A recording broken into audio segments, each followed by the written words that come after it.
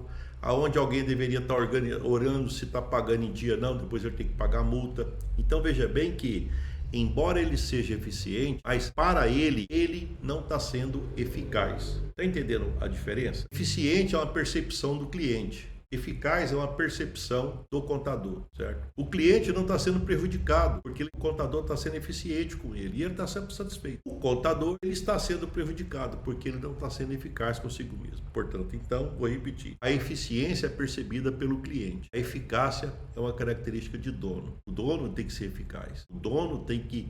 Ah, tá. Então, se tem 4 pessoas, mas com 3 eu consigo, então eu vou fazer com 3. Eu não quero pagar a multa, certo? Evidentemente pode acontecer uma coisa ou outra, mas colocar lá embaixo, não. Eu quero zerar essa questão de multa. Não faz sentido eu ficar pagando coisa para os outros, porque eu não falei para ele no dia certo dele pagar. Ele passa a ser mais eficaz. Agora, se ele passar a ser isso 1 mês, 2 meses, 3 meses, 4 meses, 1 ano, se ele ficar atento tudo a isso, aí já sobe. Aí, então a gente fala que é efetivo. O que é efetivo? É alguém que é eficaz e alguém que é eficiente. Então, quer dizer, o que é uma pessoa efetiva? É que ao longo do tempo tem consistência, ao longo do tempo ela está indo muito bem e ela está sendo eficaz consigo e eficiente com o cliente. Aí fechou, certo? Então, isso é muito importante, porque uma das coisas que acontece, às vezes, de levar a pessoa para o vermelho, é porque ela não está sendo eficaz e não está sendo efetiva. Então, nessa hora, é importante que se utilize isso como uma forma de reflexão de que precisa de fazer alguma coisa para mudar essa realidade. Pois bem, a dor que ninguém quer ver. Agora eu estou falando de você que é empreendedor, que está no vermelho, certo? Ou que não está tendo lucro, ou que o lucro está pequeno. Tá? Então é o seguinte, ninguém vê quando o empresário chega em casa, ninguém vê quando ele olha o celular de madrugada, ninguém vê quando ele fala ou quando ele faz conta mental tomando banho. Ninguém vê quando ele finge que está bem com a família. E eu costumo até dizer o seguinte, porque existe como se fosse o seguinte, muito forte para muitas pessoas, no caso eu me coloco nessa situação, que é aquelas pessoas do tipo, aqueles mais, do sistema mais ortodoxo, sei lá se a palavra é essa, é que o homem, ele... Em muitas famílias, ele é criado para ser o provedor, o protetor, e empreendedor tem muito essa pegada. Então ele não quer incomodar as pressões de negócio, a pressão de empresa, ele não quer incomodar a esposa, os filhos, certo? Ele quer, às vezes ele pega e passa a ideia de que está tudo bem e não está.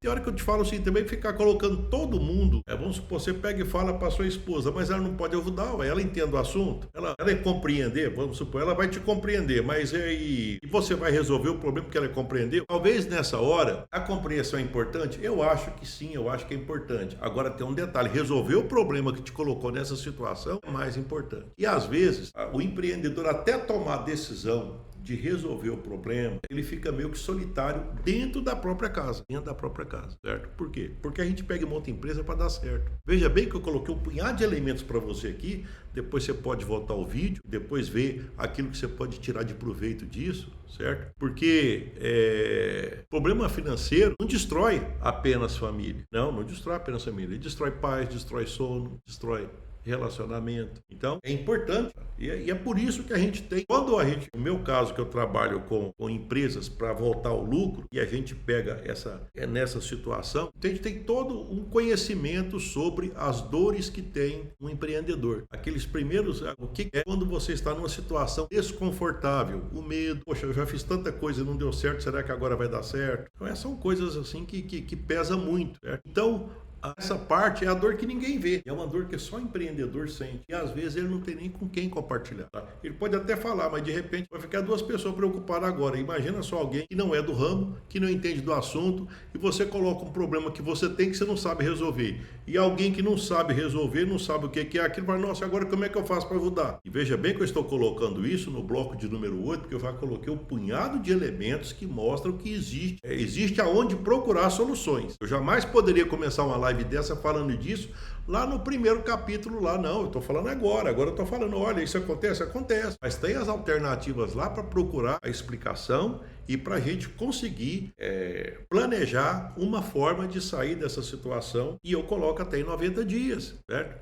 Se você está endividado, não tem o controle ainda necessário e quer voltar ao lucro, é possível em 90 dias. Ora, de repente, só nesse bate-papo aqui, já foi um punhado de coisa passado para você. E na nossa jornada 90D, nunca mais no vermelho, aí vocês vão ver então que nós vamos aprofundar nisso aí, certo? Ver coisas que jeito errado, coisas que não ajudam, coisas que ajudam, e a mão e o GPS, certo? A gente tem que atacar de várias formas. Por quê? Porque na hora que você muda aqui, as suas ações elas são diferentes e vai fazer você seguir essa caminhada. Eu costumo até dizer o seguinte: eu trabalho com pessoas que estão na enfermaria ou às vezes até foi passar uns dias na UTI, certo? Mas eu não trabalho com quem está na UTI já que precisa de intensivista, porque não sou essa pessoa, certo?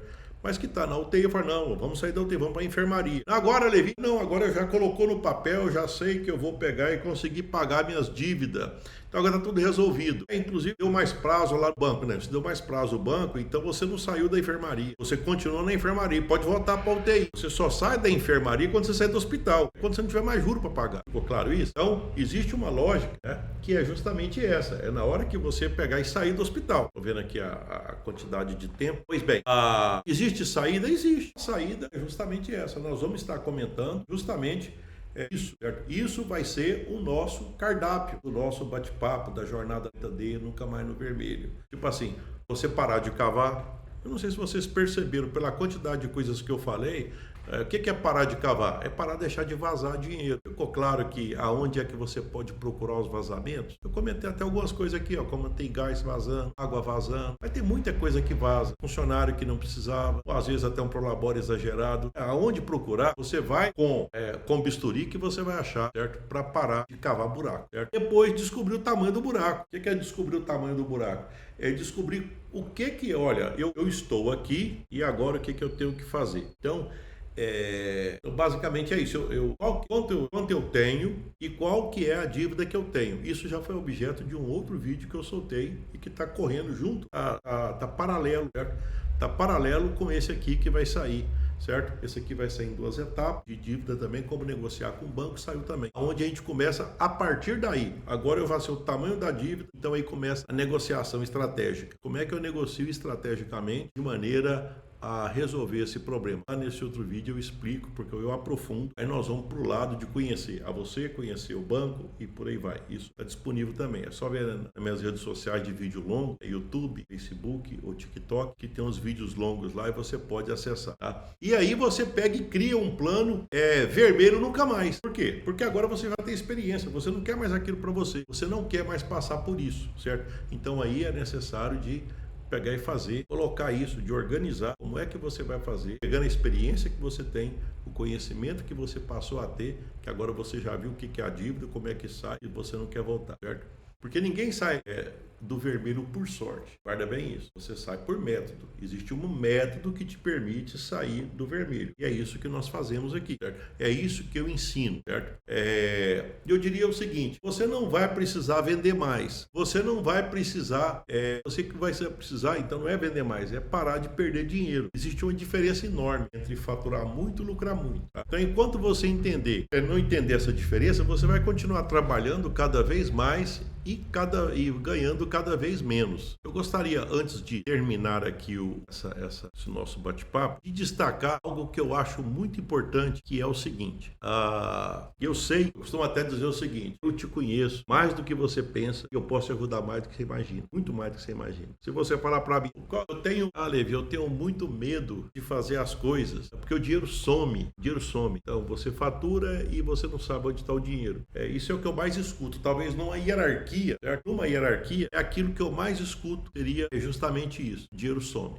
Uma outra coisa que eu escuto, que o lucro, parece que o lucro está invisível. O que é o lucro invisível? Porque você está faturando, mas aí você não sabe exatamente o que está sobrando. Agora, se nós colocarmos isso no contexto de dívida, como é que você vai saber? Como é que você vai falar com o banco? Olha, eu consigo pagar tanto por mês, se você não sabe exatamente se aquilo está sobrando mesmo. Uma das coisas que acontece dentro de empresas é a questão de ter as contas misturadas.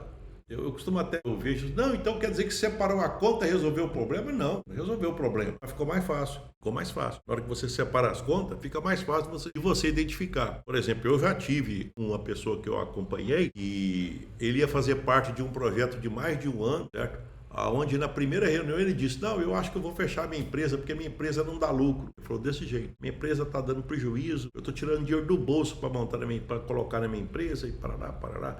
E como estava cheio de empresários, tinha cerca de talvez 15 a 20 empresários, ele falou aquilo. Então foi um banho de água fria, todo mundo assim animado pelo projeto, né? Eu, daquela época, eu estava lá de blazer, tudo, autoridades ali, algumas pessoas, e ele falou aquilo, nossa senhora, mas foi uma pancada assim, a pessoa, vai devagar, o pessoal tá querendo ajudar a gente, tá bom. E por acaso foi eu que fui sorteado, nós éramos uma equipe acho que de 5 consultores, e ele ficou para mim, aí eu fui lá na empresa dele, e a primeira coisa que a gente começou a fazer, foi colocar, por exemplo, saber o que estava acontecendo, né, aí passou a planilha, tudo, separou a conta, certo? Passaram 3 meses, a gente tinha uma chamada reunião de análise crítica. O que é a reunião de análise crítica? Para eles, justamente isso. E aí, o que tá valendo a pena? O que você está achando? Na hora que começou a reunião, ele pediu a palavra. Eu disse, olha, eu acho que eu devo falar, porque uma vez aqui, eu acho que ele, tipo assim, pegou pesado, né? Queria falar isso. Eu acho que eu falei algumas coisas e eu gostaria de fazer umas considerações. O Levi está me acompanhando lá, até pegou e comentou algumas coisas, eu fiquei até com o peito inchado. Então ele pegou e falou, olha, está me acompanhando e nós estamos separando lá o que é da empresa, o que é meu, e eu estou fazendo, agora a minha secretária está me ajudando. E hoje eu tenho que dizer o seguinte, olha, eu não sei o que eu faria se eu não tivesse a minha empresa. Aí foi aquilo, rapaz, acabou de falar que ia fechar a empresa 3 meses atrás, agora está falando que... E depois ele ainda falou mais, isso foi pouco. Falei, olha, eu já estava vendendo a minha empresa. Agora eu fico imaginando o seguinte, o quanto eu estaria arrependido se eu estivesse vendendo, porque hoje eu descobri que quem é descontrolado sou eu. Quem é descontrolado sou eu. Quer dizer, ele tinha os descontrole dele e ficava pagando. E chegou a hora, e aí, tá bom, eu não vou entrar nesse detalhe aí, mas é isso que aconteceu. Na hora que ele separou, ele percebeu que ele estava com um gasto exagerado. Ele estava jogando na empresa. E ele tinha outras atividades, né? E ele achava que a outra atividade, porque ele tomava conta de uma fazenda como gerente, que ele tomava conta, fazia a parte estratégica, ele achava que essa atividade que dava dinheiro. Depois ele percebeu que valia muito menos, rendia muito menos do que a empresa dele. Pois bem, depois que aconteceu isso, sabe o que ele fez? Ele fez foi ampliar o empreendimento. Ele não vendeu, não.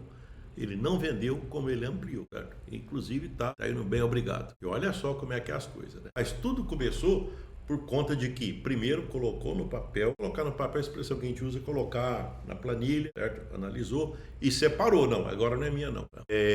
Eu tinha 2 empresas que era só minha, certo? Que no início até também eu tinha uma certa dificuldade, mas como eu já tinha essa experiência, que nem logo no início me falaram, olha, não mistura não, que depois você não sabe o que é seu, o que é da empresa, depois vai faltar dinheiro, depois aí vira aquela bagunça. E outra coisa também, tá todo mundo vendo a bagunça que você faz na sua empresa. E aí, os colaboradores, tudo, os funcionários, chega lá e pega dinheiro, dá até vontade de pegar também, já que precisa de tudo, vai lá e pega, então pega também, mas eu nunca fiz isso. Quando eu ia pegar, eu pegava vale, fazia vale para descontar. Eu também não fazia muito vale, sabe por quê? Para dar um exemplo, porque se eu começar a fazer vale todo dia, eu vou ter que fazer vale para funcionário todo dia. Eu fazia a cada 15 dias um tanto e um percentual pequeno daquilo que eu recebia. E não fazia para mim, no meu caso era o contrário, eu colocava dinheiro, porque eu tinha que ter a disciplina necessária até para dar o exemplo, porque senão vira bagunça, né? Imagina só, tá todo mundo ali na empresa vendo lá, qualquer coisa vai lá e pega no caixa, não sei o que, pega no caixa. Então, pelo jeito, agora ficou fácil, né? E depois aí, vai somar lá para ver o que deu. Certo? Então, isso é uma das questões. De maneira geral, as empresas endividadas, boa parte delas tem esse modus operandi. Certo? Uma das coisas que acontece também é que quando você está nessa fase, você nunca sabe exatamente se vai entrar dinheiro ou se não vai. De repente, parece que está indo tudo bem, falta dinheiro, depois falta dinheiro, depois falta dinheiro. Nossa senhora, é uma dificuldade. Você não tem previsibilidade. Por quê? Porque às vezes, quando o caixa começa a fazer demais isso aqui, é claro que tem que analisar cada setor, certo? Mas não faz muito sentido o caixa ter uma variação exagerada, dependendo do contexto, né? Vamos imaginar o seguinte, vou pegar até um exemplo exagerado. Quem, por exemplo, tem fazenda e vende soja e milho, normalmente ele já sabe mais ou menos quando é que ele vai vender a soja e quando é que ele vai vender o milho. E ele já sabe que tem certos meses que ele não vai vender nada, certo? Porque não tem, a não ser que ele tenha estoque, certo? Em negócio é diferente. Dependendo do negócio, vai ter meses que você vai vender mais. Por exemplo, dependendo do ramo de negócio, se é a floricultura, a época que vende flores, se é Natal, presente. Então, tem as particularidades de cada negócio. Se é livraria, a época das aulas, você entendeu? Então tem. Mas todo negócio dá para você fazer uma certa previsibilidade. Tá? Se não tem, então mostra que existe um descontrole muito grande. A falta de tempo para organizar. Essa é uma das coisas que eu já percebi. Até eu tenho, inclusive, textos que eu já fiz mostrando a necessidade do controle do tempo. Porque, na verdade, o dinheiro vai e volta. Você pode perder dinheiro, agora o tempo não vai e volta, não. O tempo só vai. Certo? Então, na verdade, a gente tem que fazer uma gestão muito grande no tempo. Agora também tem um detalhe. Eu não tenho tempo. O tempo é igual para todos. O dia não é maior para ninguém. Agora, existe, até quando eu peguei e fiz um módulo não, fiz um texto, um bônus para que eu possa distribuir para as pessoas que me acompanham, certo? Eu fiz um bônus aonde eu coloquei assim, você não tem tempo. Não tem tempo. Aí você ficou doente, você pegou dengue, você ficou muito gripado. E aí o que você faz? Aí eu fico quieto. Mas você falou que não tinha tempo. Como é que agora você arrumou tempo? Não, mas é que eu estou doente. Tá. Então quer dizer que quando você tem algo que é muito importante, e no caso aqui foi essa saúde, você colocou o que é importante, certo? Então, e colocou ele na categoria de mais importante ainda, né? Porque... Mas você acha um tempo, então é questão de prioridade. Então, às vezes a gente tem que analisar o que é na vida da gente, isso a gente não é aqui o momento, mas tem pessoas que elas ficam muito tempo no circunstancial. O que é circunstancial? Coisas que não tem nada a ver com o seu propósito, coisas que não tem nada a ver com o seu futuro, coisas que não tem nada a ver com aquilo que no futuro pode ser a diferença na sua vida. Mas tem isso? Tem. Por exemplo, um excesso de ficar vendo partida de futebol, um excesso de séries de Netflix, isso vai te ajudar em quê? Não, mas eu estou divertindo agora. Não, tudo bem, eu acho que você merece divertir. Mas e lá no futuro, você quer o quê? Você só quer divertir agora ou você quer alguma coisa lá para frente? Não, eu quero mais, então você vai ter que tirar um tempo dessa parte para pegar e fazer isso aqui, para fazer o que vocês estão fazendo, assistindo um vídeo, certo? Aliás, eu também tive que fazer isso, para mim aprender, para mim poder te ensinar, para mim montar negócio para poder te ensinar. Então teve vídeos, teve jogos que eu não assisti, teve minisséries que eu não assisti. Não estou reclamando não, eu só estou dizendo que é assim que funciona, certo? Então, o tempo ele é prioridade. No meu caso, eu priorizei o tempo, porque eu achei que ele era mais importante do que qualquer outra coisa. Por isso eu fiz.